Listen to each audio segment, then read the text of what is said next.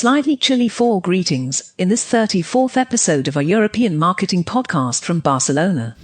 I see you have a woolen scarf on and a steaming cup of coffee there, Carrie. Good move. Temps have dropped quite a bit during this very windy week. It's cold. And that's fitting for our topic today. We're going to be traveling north to Sweden. Still, you just might want to pack a bikini. A bikini? I'm not planning to run from any cozy sauna in order to jump into a hole in the ice. Don't be alarmed, that's a virtual bikini. I only mention that with a wink because we again find ourselves talking about the innovation hotspot emerging in the far north. You hinted to me earlier that we might have a very special interview this time. We do indeed. We'll be listening to a recent chat with two key directors of Affinitas Sweden, part of our global network. We took advantage of their visit to Spain in late October to enjoy some Spanish tapas and to learn from them. We share parts of that spontaneous interview today. With their two offices, both in Stockholm and Luleå, they are strategically positioned at both ends of one of the world's most ingenious, future-oriented nations. We'll put up resources and links about them in our program notes at our blog, which you can find at blog.bevirtual.com. Well, I know you were determined to discover something quite important. What exactly makes their country so innovative? So I can't wait to listen to them. Glad to hear it. And be sure to take notes as you join us at the table, virtually of course, that night at the restaurant. The following content is brought to you by Derby Hotels Collection, European luxury hotels. Enjoy a special 10% discount in London, Barcelona and Madrid with the code BVAlexa at derbyhotels.com. We spoke with Oskar Norberg and Karin of the Swedish agency Yours. That conversation took place in Can Pineda, a well-known Catalan restaurant during their visit to Barcelona. When we asked them what makes Sweden so innovative, Karin emphatically said, the people. Oskar, on the other hand, had another reason. Let's listen in. To be honest, it's in the 50s and 60s, Sweden were really strong within the industrial sector. And we're a small country with not so many people. So bigger companies from other countries bought our industrial companies more or less. So we had to find another way of making a living. So innovation has been a part of our culture, I think, since a long time, and because also the industry was innovation, like Volvo and Saab, making aeroplanes and cars. It was really innovation. Like same with Electrolux, etc. At this point, of course, we had to talk about ABBA and the extraordinary success of Sweden in music and Eurovision.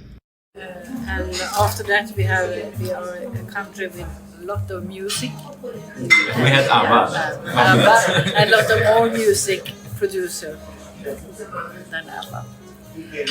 But I think we don't have tourism. We haven't had tourism, etc. Not so much. No. So we were kind of dependent on innovation, and that made us put a lot of effort into our universities, of course. Paul, I thought Oskar's comment about the role of the universities was interesting. Yes, it was. And then they surprised us with what they said about politics. Let's listen again. You think, innovation. Oskar, it also has to be with that Sweden has been so, for a long time, a very democratic country. So it's open for the people. Maybe. To do what they want. If you talk about that, I think Sweden in general have, even if it's democratic or not, but we have a big trust for the government. Yeah, we have a big trust for the government. We still believe what they say. That's why we are at 95% of vaccination. Mm-hmm. And since we like our government, we are the biggest companies are replying to that. But you like your government regardless of which party? Yeah, more or less. We had our problems in the last decade. We had some nationalist party. They are losing now again because they are they've had their purpose. Yeah, they've had their opportunity. No, then they had, and also they said what they wanted, and the other parties listened.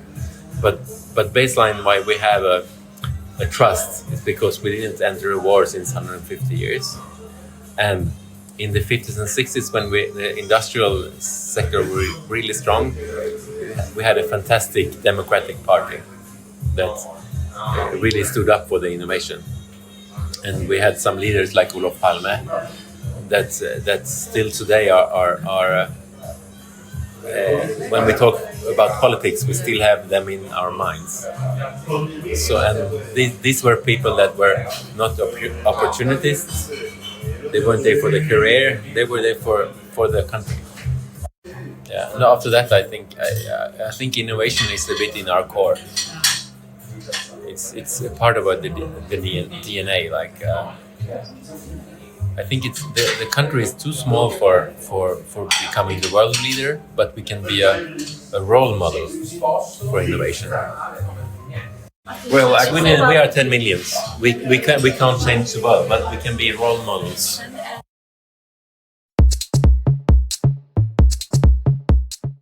George here. That last comment, the Swedish role model for innovation, caught my attention. Did he expand on that? Let's hear what he said. It was surprising. So for example, the biggest innovation brands are not Swedish, but after that it comes a lot of innovation in terms of being a role model.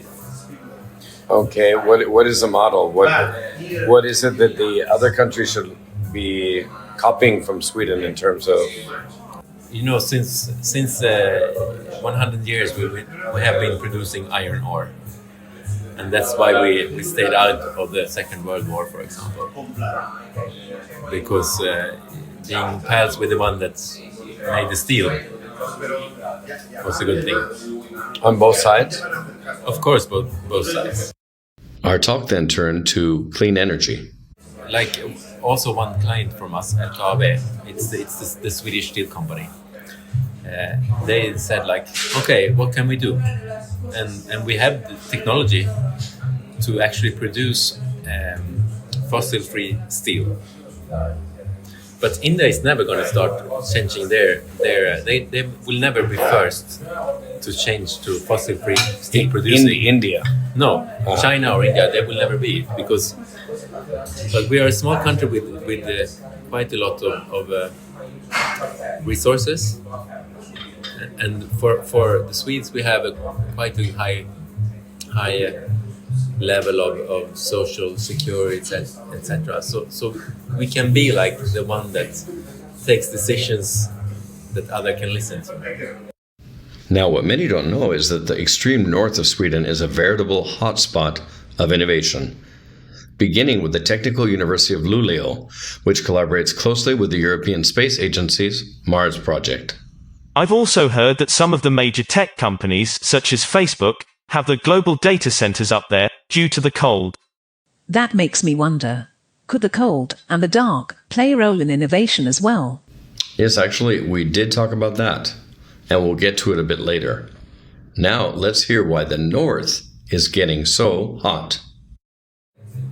So for the moment, that's why also the north is the most popular region in Sweden now, because it's really happening there. That was my next question. What makes the north suddenly? No, it's basically because of this. Innovation is actually happening there. Happening in the north of Sweden now. Innovation is in the north of Sweden. And making fossil-free steel. That means we make all our cars in the whole West fossil-free in the production as well. And that's the biggest impact we can do on the environment. So on. But the technology is developed now in Sweden, and we know we can do it, and we have test facilities even in Luleå. And now, since last year, some big investors, like the founders of Spotify, they are investing and making factories that makes fossil-free steel in the north, where it comes from. So this is it's a really hot region. And then one of the board of Tesla, Peter Karlsson, a friend of my cousin, he moved back to Sweden and said like, okay, I got this knowledge how to build a gigafactory. So I'm building one in Sweden, and I'm building it in North. What is a gigafactory? Battery producing factory, like okay. for Right. EVs. Oh, for electronic vehicles. So now Volkswagen invested a lot of money in this. Coches eléctricos. So that means like if we make EV batteries and we make fossil-free steel up there, why aren't we making the cars up there? Because we have the base products, we have the batteries, we have the steel and the batteries. So that's why it's super interesting now. Speaking of the cold carry, I was kindly given a parka that was actually more like a sleeping bag the last time I visited our Affinita network colleagues up in Norrbotten. I can just imagine. That's why I now live in Barcelona, far from those cold London downpours. Getting back to your curiosity about how ice might affect innovation, we couldn't resist. We asked them if the dark and the cold actually might foster creativity and innovation. Here's what they said. I think this is very personal, but I think we have a short summer, and when it gets really warm, you get lazy. And when it's not too cold and when it's not too hot, your mind is alert. So I think at least my mind is more, and my mind and body is more alert in February to May. Exactly. Yeah. So I think there might be some truth in that. The brain works better when it's not super hot. I think there might be a little truth in lower temperatures. Maybe makes you more alert. We ended this fascinating conversation with a deeper look at the future of education, how digital lifestyles might endanger the high level enjoyed till now. Is Sweden immune? Let's listen in full. So, if innovation comes from the people, and then there's this innate sense of national pride and miracle of miracles, politicians who work for the country and not for themselves, is that possible? I only know one president who is like that. But what about the education system then? Because in this time of Netflix, constant mobile games, Instagram, Sweden is not on another planet. So Swedish young people have a better education system. Is the Swedish education system failing compared to 30 years ago?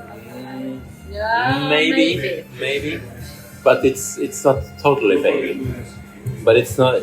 30 years ago, the Swedish education system were number one in the world, I think.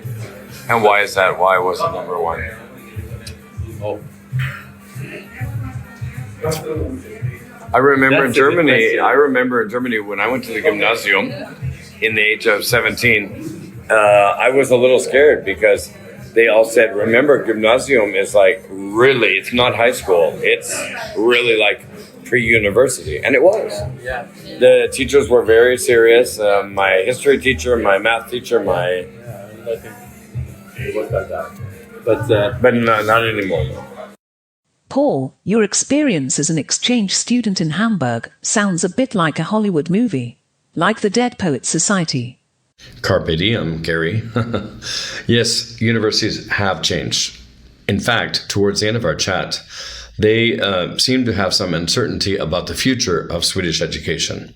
Nevertheless, there is absolutely no doubt that Swedish companies are among the world's most innovative. By the way, as we wrapped up, Karin especially praised the system of their neighbor, Finland.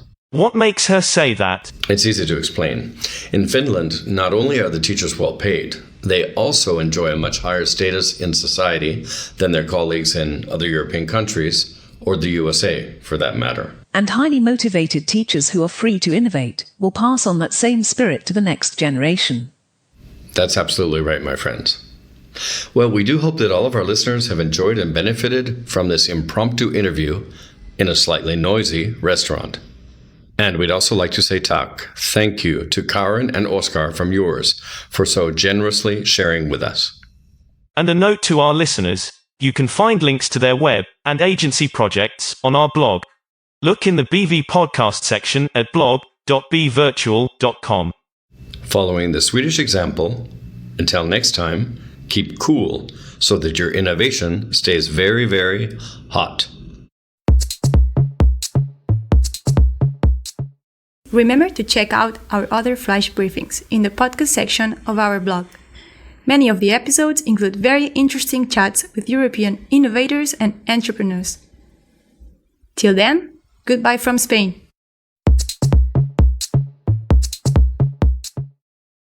This flash briefing is brought to you by Barcelona Virtual, a European internet pioneer. To visit us, type the letter B together with virtual.com. That's bvirtual.com.